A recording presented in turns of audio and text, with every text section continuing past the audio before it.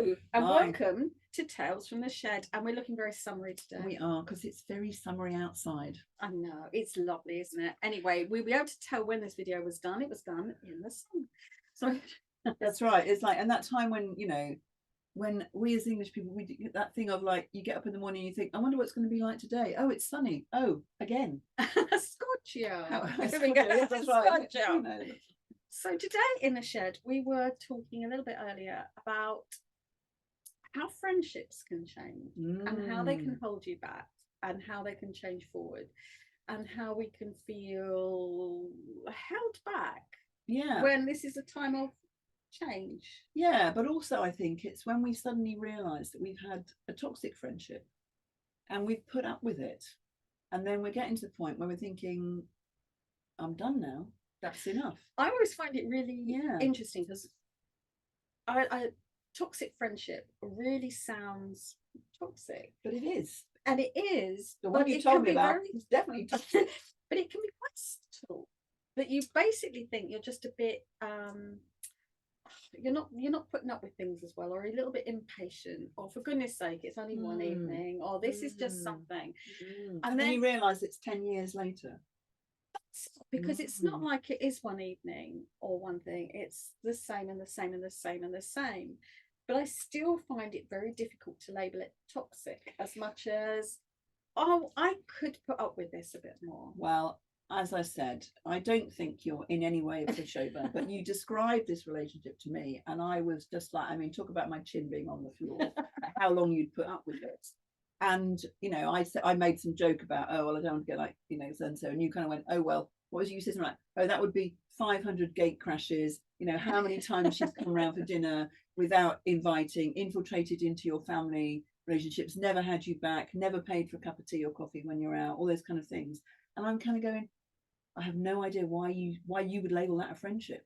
It doesn't sound like a friendship to me. And I think the thing is, especially if we've come from, we've talked about it before, the lady forgiveness thing, where we have the estrogen, where we put up, we can make things better. It's the giving, and when we have a whole habit of giving to, and it's not just women that have had kids. I mean, it's more obvious if you've had kids, but if you haven't, perhaps you've given to a relationship at work or a boss, or you put up with things, that you get to a point when you're 60 and then you keep giving. And it's not that you'd stop giving, but it's nice to give in a more exciting way, where it's new and you're giving and meeting people that are giving back.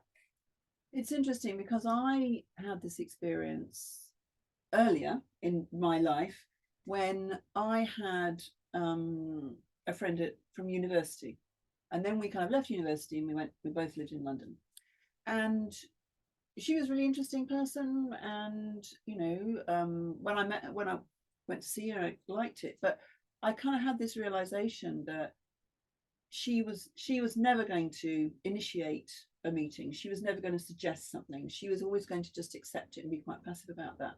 And I remember thinking to myself, okay, when I see this person, do I get something out of that meeting?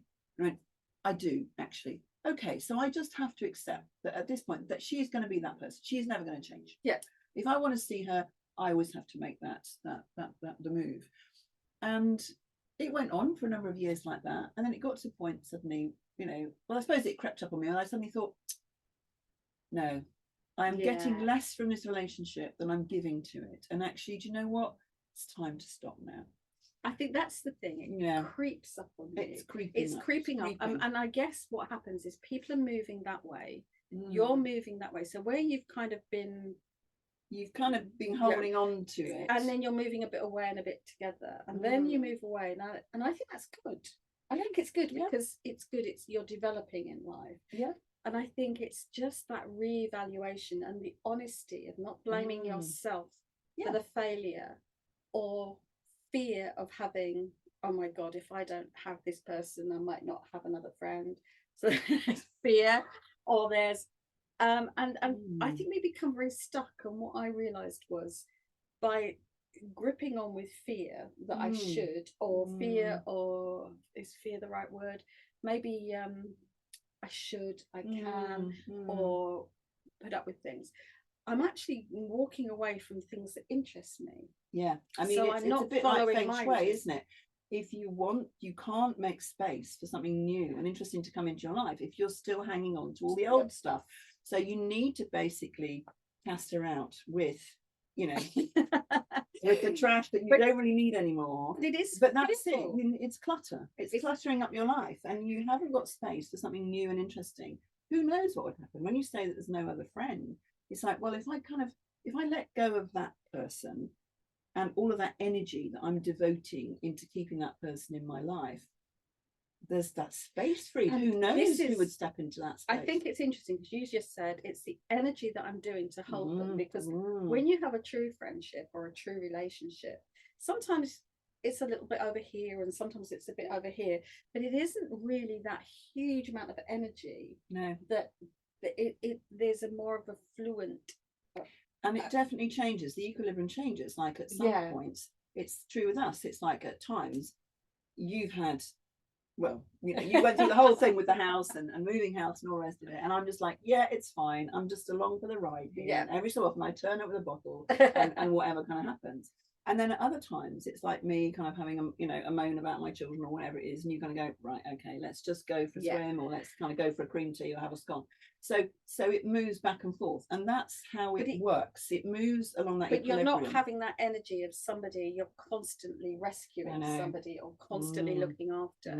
It is this back and forth, and I like your cluttered relationship because I feel I can relate to that, whereas toxic always feels like I'm labeling somebody as being bad, whereas toxic, but she might be, but it's labeling somebody that, whereas if it's clutter, I think maybe we can say declutter, just like your clothes, just like your shoes, they were great, they're now less great, they've gone a bit bobbly, leave them in the equivalent of the Oxfam shop.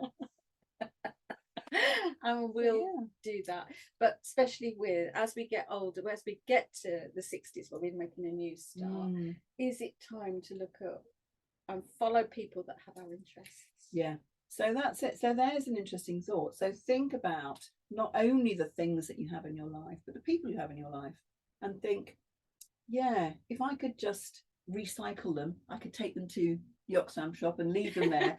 Who would I do that with? And just think of it in the same way as decluttering, because you just need to open that space for some interesting and new people to come into your life. So that's our thoughts. Yes,